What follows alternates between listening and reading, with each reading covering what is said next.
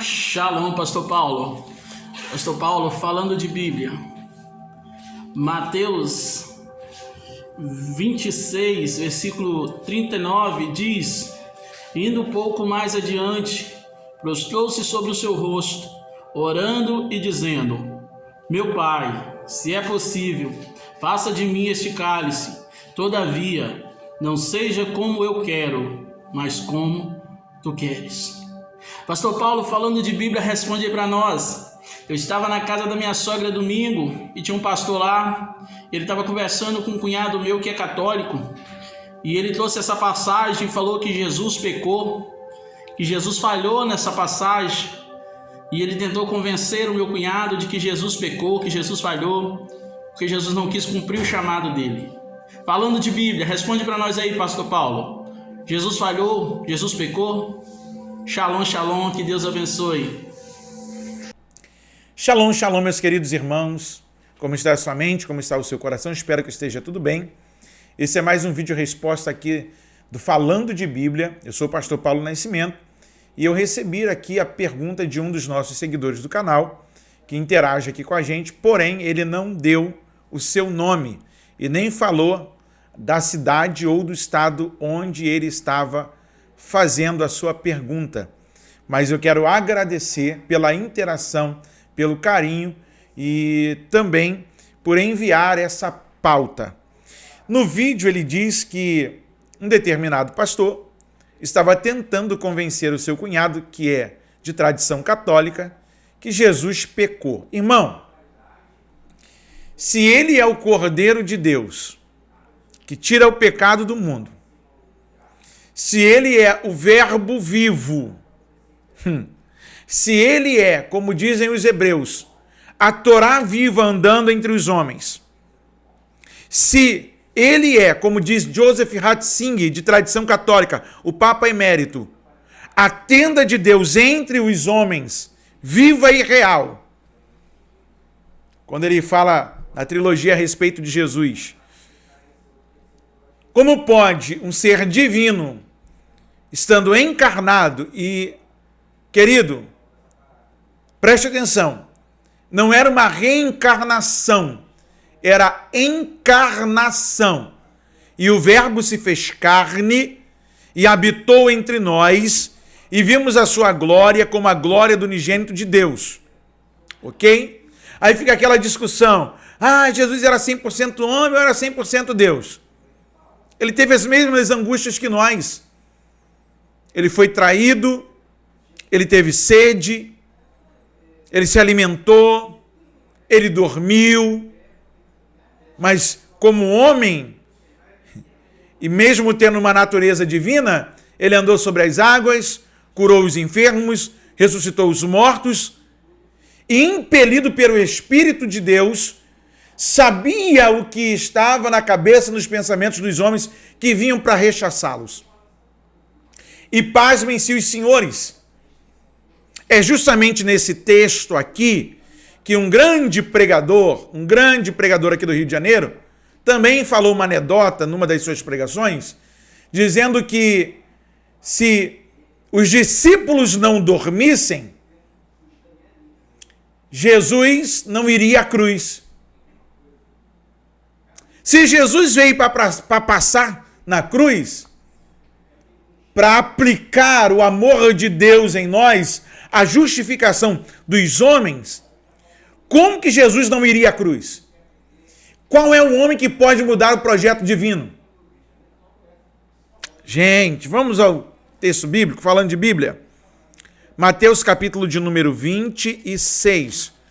Mateus capítulo de número 26, verso de número 36, que diz assim: então chegou Jesus com eles a um lugar chamado Getsemane e disse a seus discípulos: assentai-vos aqui enquanto vou além orar. 37.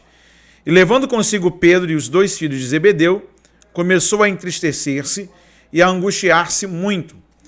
Então lhes disse: a minha alma está cheia de tristeza até a morte. Ficai aqui e vigiai comigo. 39. E indo um pouco adiante, prostrou-se sobre o seu rosto, orando e dizendo: meu Pai, se é possível, passa de mim este cálice. Grave isso, sublinhe isso na sua Bíblia aí. E indo um pouco adiante, verso 39 do capítulo 26 de Mateus, prostrou-se sobre o seu rosto, orando e dizendo: Meu Pai, se é possível, passa de mim este cálice. Todavia, não seja como eu quero, mas como tu queres. 40. E voltando para os seus discípulos, achou-os adormecidos e disse a Pedro: Então nem uma hora pudeste vigiar comigo? Vigiai e orai, para que não entreis em tentação. Na verdade, o espírito está pronto, mas a carne é fraca.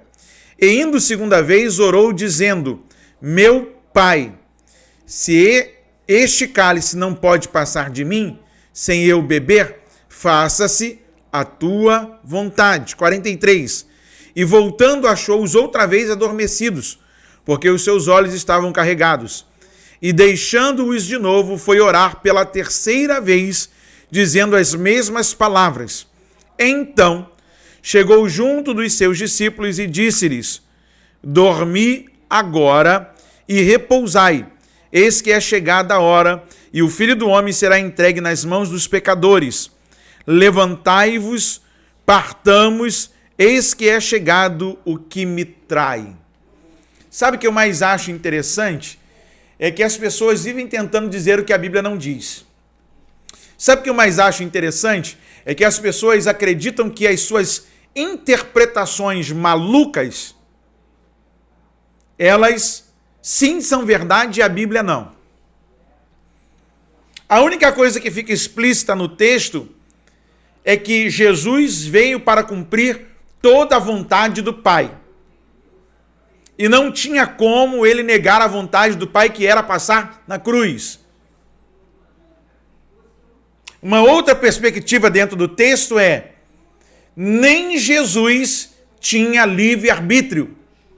Que isso, pregador? É isso mesmo. Porque a sua vontade era agradar a Deus. A sua vontade era fazer com que o Pai fosse glorificado, e a sua comida e a sua bebida, disse ele em outro texto, narrado pelos evangelistas, que era agradar a Deus, que era cumprir a vontade de Deus. E aí vem a pergunta: se como homem ele quer o afastamento da dor, como Deus ele diz: cumpra em mim tudo o que deves cumprir. Como homem ele diz: afasta de mim esse cálice. Mas como Deus ele vai dizer: todavia seja feita a vontade como tu queres, não a minha vontade. É aí que eu fico pensando na turma que diz: não, eu tenho meu livre-arbítrio, eu faço o que eu quero, não se meta na minha vida. Irmão, Paulo já dizia: vivo não mais eu, mas Cristo vive em mim. Porque agora vivo, a vida que vivo pela fé é para a glorificação do nome do Senhor. Ele dizia: já estou crucificado. Quando você está em Cristo, você não vive para você, você não vive para os seus desejos. A grande prova de que fazer a vontade de Deus é matar a nossa vontade, o nosso desejo, está aqui em Jesus. Ele está angustiado como homem. Ele está como homem sofrendo as angústias, que é o princípio da sua morte. Mas como Deus, ele diz: eu vou cumprir todo o plano, todo o projeto do Pai. E como homem, ele vem para mostrar para nós que nós temos possibilidade de cumprir todo o propósito de Deus pelo qual ele nos levantou nessa terra. Queridos, eu fico aqui muito pensativo quando alguém tenta afirmar uma coisa que não está na Bíblia. Em nenhum momento a Bíblia diz que Jesus pecou. Em nenhum momento diz que Jesus transgrediu. Ainda tem outros malucos aí que diz que Jesus não cumpriu todo o mandamento porque não casou. Ele deveria ter casado. Complicado, hein? Me diz aí, o que você acha disso? Há alguma prerrogativa bíblica para a gente dizer que Jesus pecou? Que ele não cumpriu todo o chamado de Deus na sua vida?